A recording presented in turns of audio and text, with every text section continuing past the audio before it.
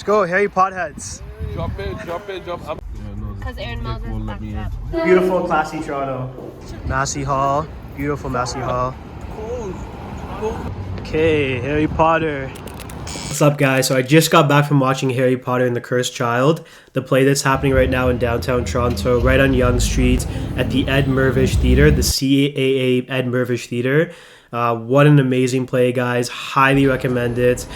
I wanted to make this video just to give a little bit of advice for someone that maybe is planning on watching the play, going down and booking tickets and watching the play. If you aren't a Harry Potter fan, it does take place after the 8th movie and after the 7th novel. So it might be a little bit difficult to comprehend what's kind of going on, or at least relate to the characters and their backstories, because it does take place 19 years later after the 8th movie. So the main characters, Harry, Ron, and Hermione, they're all grown up, and they all have children, and it's actually their children that are the ones going through all of these adventures and having these dark forces surrounding them. The children actually being Draco Malfoy, who is one of the villainous characters for a long while in the Harry Potter series, his son Scorpius Malfoy, and Harry Potter's son Albus. They're actually the two main characters that the story follows. So I would definitely recommend, if you haven't seen the movies, to at least watch the movies before going and watching the play. They do give you a program. If you go to the play, they give you this book over here. This is a program. Basically what they do is they summarize all of the movies for you. So as you can see here, they have year 1 at Hogwarts. They summarize year 2, year 3, year 4, all the way to year 7. And then 19 years later over here is basically where the play kicks off. You can rely on the program. It does give you a brief summary of all of the movies. But I really do feel, if you really want to appreciate the play to its fullest, to at least watch the movies. You know, I never really read the books, but I did watch the movies, and it was a lot easier to comprehend what was going on. Now, we do have a promo code which really helped us out. We were able to save $30 per ticket, which I can drop in the description below. But our seats were actually on the main floor. The theater has a upper level and like a main level. So I would say we were around maybe 15 to 18 rows from the stage, but we were right in the middle. Another tip for you guys, you know, when we were first sitting for the first half, because the play is about 3.5 hours long, so the first half we actually sat in our designated seats, which was basically right in the middle of the theater. That experience was really immersive. And the reason being is because when you're right in the middle, a lot of the magic that they're doing on stage, it's just happening right in the center of, you know, your focal point. So if you're sitting on the side, for instance, I mean, if you're sitting towards the left side of the stage or the right side of the stage, I wouldn't say that it completely kills the illusion. You're not really able to see, you know, how they're doing the magic behind the prop. Say the prop is in the middle of the stage. It doesn't really give much away, but you can slightly see some faint movement, or maybe, you know, you can kind of see someone behind the prop. But, you know, when you're sitting right in the middle, you literally could not see what was going to the left or to the right. And it really created that illusion of real magic. The sound is also really good. So, you know, we were sitting, I think, in the queue level, not right at the front of the stage, but we weren't right at the end. We were kind of a little bit further in the back, but kind of towards the middle. The sound is really, really good. So I would highly recommend, if you are going to book tickets, to definitely be somewhere in the center on the main level, ideally. Play itself, the show itself, was a 10 out of 10 in terms of the visual spectacle, the way they produced magic on stage for you to see, the sound, the props, everything, the acting, the cast was unbelievable. So all of that in terms of the show gets a 10.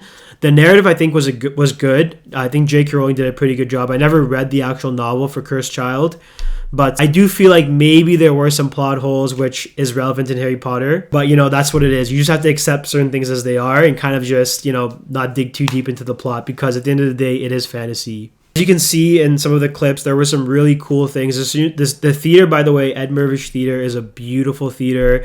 That was my first time, I believe, inside that theater, but it is just so grand. It's a spectacle in itself to be in that theater. Beautiful, beautiful. They had so many cool props as well. You know, as soon as you entered, they had the phone booth there. They had a huge picture of Dumbledore. They were selling merchandise. They were selling, what else were they selling? Butterbeer. They had Butterbeer there.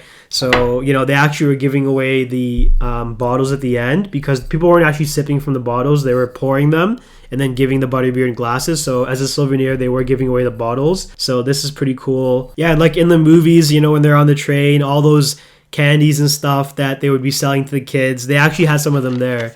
So they had the birdie bots, the beans, the jelly beans, which I actually purchased. I don't know how much, actually my family friend purchased it for me, but yeah, and it has all the crazy flavors. So yeah, so just like in the movies, you can see that they have some very gross flavors: earwax, earthworm, dirt, to name a few. And then they got booger over there, black pepper, and banana. So it's pretty cool that they actually were selling this there. I know that, you know, Harry Potter World in Florida, they have a lot of other cool things that you could purchase. Also had the chocolate frog. So, you know, the chocolate frog, I think Ron gets it in one of the movies. I think one of the early movies, like the first or the second one. They actually had the chocolate frog as well. So I actually devoured it at the venue. It was really, really good. And then I think in the movie they also have the portrait. When they open up the frog, open up the plastic to get the chocolate frog, it also comes with portrait. I think in the movie it was a portrait. I'm not really sure. And as you can see, the face kind of changes when you move it, which is kind of cool. So I actually wanted to try one of these jelly beans. I didn't really open it up when I was there, but we'll give it a try. Let me see which ones they have here. I want to get a really dirty flavor, a really disgusting flavor. I actually picked out vomit. So as you can see over here, this one over here, this orange one is vomit. So I have it right here. We'll try it.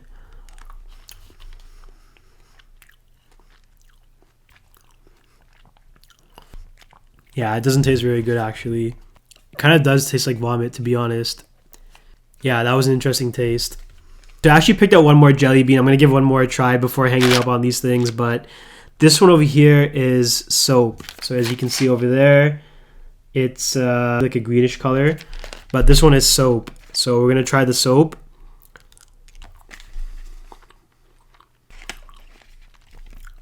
It does taste like soap.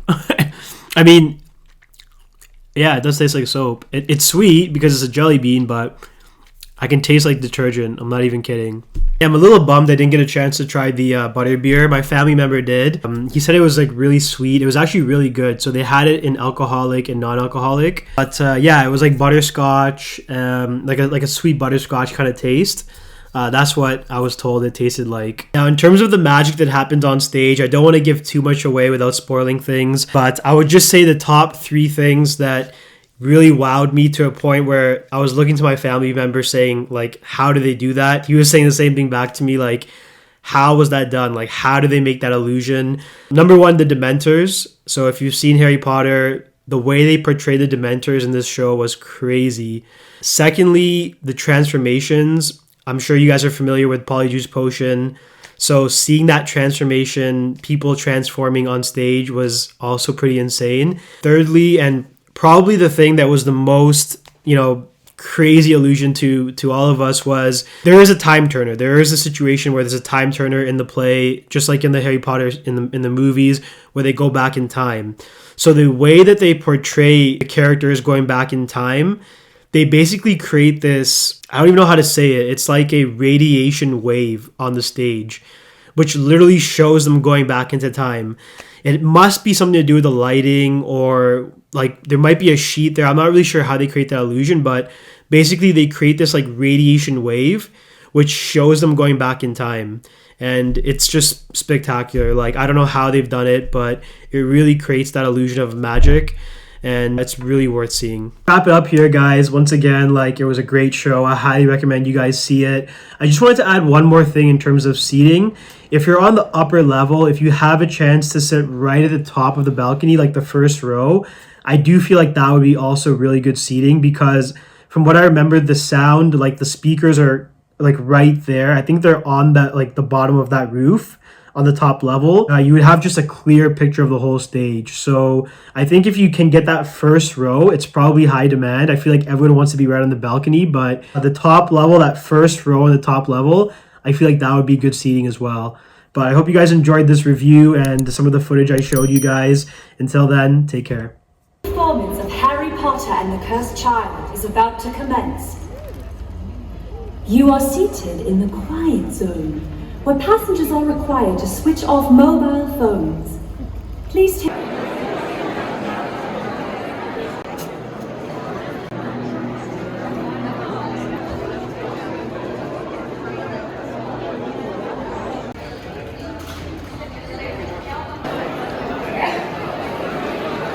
Okay, so we got some chocolate frogs and we got the butterscotch beans.